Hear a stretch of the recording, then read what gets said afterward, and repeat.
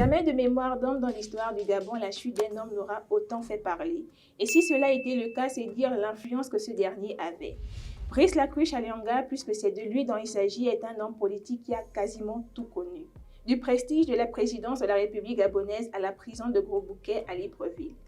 C'est un parcours atypique pour un homme atypique et l'AMTV a décidé de vous dresser ce lundi pour ce 50e numéro des Lames des Tours.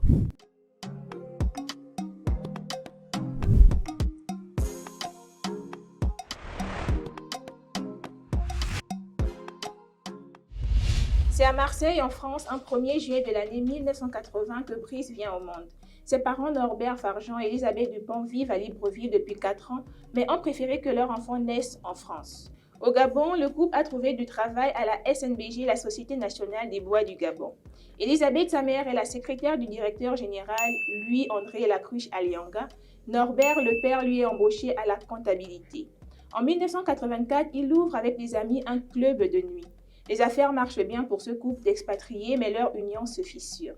Le 26 octobre de la même année, Elisabeth Dupont épouse André Lacruche Alianga en secondes noces. Les nouveaux mariés s'installent avec le jeune Brice au cœur du quartier Okala. Il est alors âgé de 4 ans. De son côté, Norbert Farjean accumule les ennuis et sera même expulsé du Gabon, tandis que lui, André Lacruche, est nommé conseiller du président Omar Bongo. De retour à Marseille, Norbert engage une procédure pour la garde de son fils. Celle-ci n'aboutira qu'en 1992. Le jeune Brice quitte alors le Gabon pour la capitale phocéenne où il passera 6 ans de sa vie. Il obtient son bac et rentre au Gabon. Son beau-père l'inscrit à l'Institut national des sciences de gestion. Il en sortira en 2004 avec son sésame. C'est d'ailleurs dans cet établissement qu'il fera la connaissance de Tony Ndomba et Justin Ndongoy. En 2006, il parvient à décrocher un poste chez PricewaterhouseCoopers, un cabinet de conseil aux entreprises. Et parmi les clients de Price, il y avait la BGFI. En 2011, il est repéré par Henri-Claude Ohima, le patron de la BGFI. Peu à peu, il devient le bras droit du chef.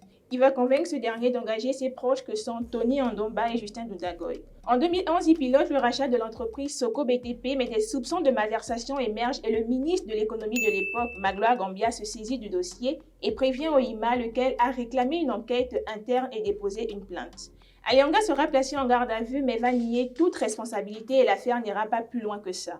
Mais il est privé de quitter son poste de directeur général de la BGFI Bank en 2013. Il ne mettra pas cependant du temps à rebondir. Jouant de ses connaissances, il s'est rapproché d'Ernest Poepinga, le cousin du président du Gabon. Il deviendra son conseiller financier au ministère de la Défense et des Transports. Fort toujours de ses relations, il réussit à se rapprocher de Noureddine Bongo Valentin, alors directeur adjoint d'Olam. Les deux hommes s'apprécient mutuellement. Brice vise le poste de directeur de cabinet du président, mais le puissant Meksan Akombessi est en fonction. En 2016, des soucis de santé éloignent Akombessi de la présidence, mais Brice ne sera pas choisi. Martin Bobikouma, l'ancien gouverneur de Port-Gentil, lui est préféré. Un an plus tard, Bobikouma est limogé. Le 25 août, Brice est nommé directeur de cabinet. C'est le Graal. Très vite, il noue une relation quasiment exclusive avec le chef de l'État et en profitera pour faire le vide autour d'Ali Bongo, provoquant ainsi l'ire de certains anciens. Le 24 octobre 2018, au soir de l'AVC du président Ali Bongo, la puissance de Bla n'est plus à démontrer.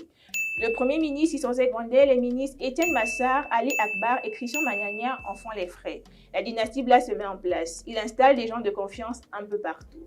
Gabon Oil Company, la Société équatoriale des mines, la CNAM-GS, la mairie d'Akonda, le ministère des Finances, de l'Énergie, des Travaux publics et même la primature sont désormais gérés par ces hommes. Il faut faire allégeance à Brice pour préserver son poste ou même espérer monter en grade. À l'été 2019, il entame une tournée où il prétend être le messager intime du chef de l'État. Occasion pour lui de rappeler à tout le monde: celui qui boude, il bouge. Celui qui boude, il bouge. Celui qui boude, celui qui boude.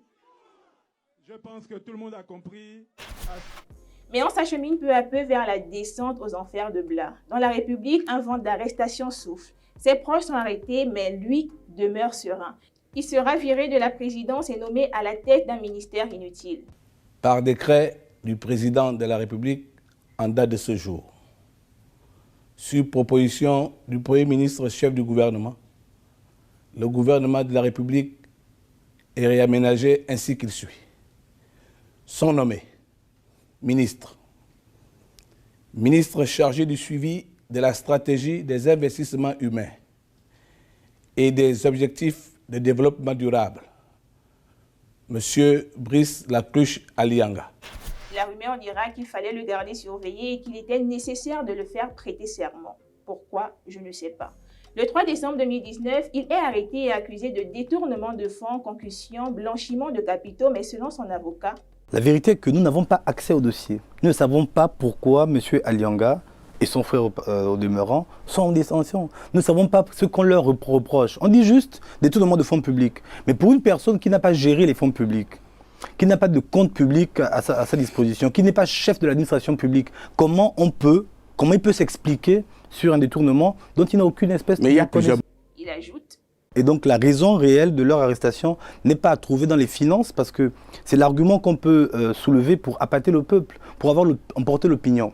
Dans un pays dans lequel la population souffre énormément, il suffit d'indexer des gens, de les désigner comme étant les voleurs de la République pour que le peuple applaudisse. Quoi qu'il en soit, Brice est toujours en détention. Une rumeur insistante disait que Brice aurait tenté avec ses fidèles lieutenants de faire un coup d'État vu que le chef était absent. Aujourd'hui, on lui reproche désormais d'avoir obtenu de façon frauduleuse la nationalité gabonaise. Il aurait du fond de sa cellule tenté de se suicider à l'aide du couvercle d'une boîte de sardines.